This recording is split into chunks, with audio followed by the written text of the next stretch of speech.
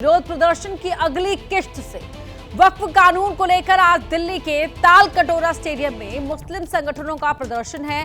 दिल्ली के ताल कटोरा स्टेडियम में all India Muslim personal law board की ओर से वक्फ संशोधन कानून के खिलाफ वक्फ बचाओ कॉन्फ्रेंस का आयोजन किया जा रहा है। ये कार्यक्रम सुबह 10 बजे से दोपहर 2 बजे तक चलेगा।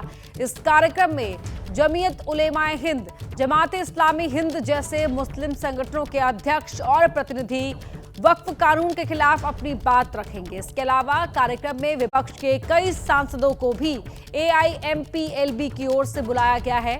जिन विपक्षी सांसदों को बुलाया गया है उनमें AIMIM चीफ असदुद्दीन ओवैसी का नाम है। RJD सांसद मनोज झा और कांग्रेस सांसद इमरान मसूद को भी आमंत्रित किया गया है। समाजवादी पार्टी के सांसद मोइबुल्ला नदवी को भी बुलाया गया है। यानी बड़े मुस्लिम धर्मगुरुओं के साथ साथ विपक्षी दलों का भी जमावड़ा नजर आएगा, जो वक्फ कानून के खिलाफ आवाज बुलंद करेंगे, केंद्र सरकार को घेरेंगे।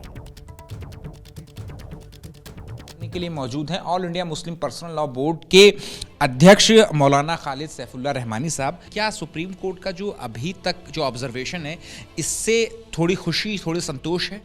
हाँ, हम अच्छी उम्मीद रखते हैं।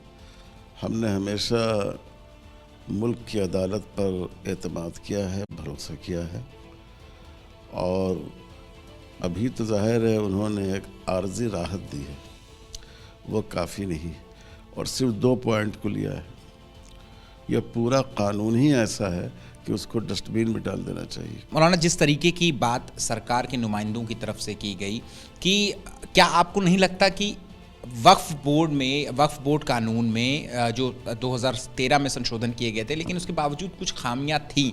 कई इदारे, कई प्रॉपर्टीज़ अभी भी हैं वक्फ बोर्ड के पास, जिसके जो किराए हैं वो बहुत मिनिमल है। पुरानी दिल्ली में कई ऐसे हैं प्राइम प्रॉपर्टी हैं, लेकिन 20 रुपये, 25 रुपये, 30 रुपये हैं। आप ये बताइए कि वक्फ बोर्ड के ओहदेदारों को कौन अपॉइंटमेंट करता है? उसका गवर्नमेंट ही करती है ना। तो अगर वक्फ बोर्ड में कहीं कोई कमी है तो ये गलती गवर्नमेंट की है या मुसलमानों की है? गवर्नमेंट की है। ये हुकूमत बहुत ही बदनीयत है और इसका मकसद माइनॉरिटीज़ के हुकूक़ को भी मुतासिर करना है और संविधान से आगे जाकर अवाम की चीज़ों पर कब्जा करना। ये सभी कानूनी प्रक्रियाओं का पालन किया जा रहा है, तो फिर सड़कों पर उतर करके विरोध प्रदर्शन क्यों? इंसाफ हासिल करने के 2 रास्ते। एक लीगल रास्ता है, ये कोर्ट से गुजरता है, उसके लिए हम कोशिश कर रहे हैं। एक अवामी जद्दोजहद का रास्ता है जिसका हमारे मुल्क का संविधान उसकी इजाज़त देता है।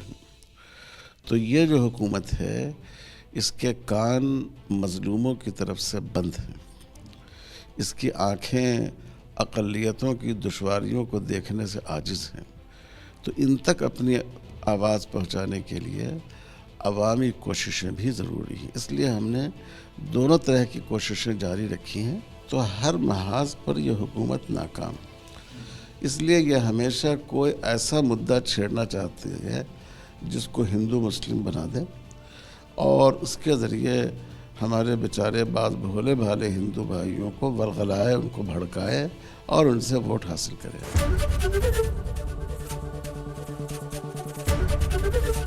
ABP गंगा, खबर आपकी, जुबान आपकी।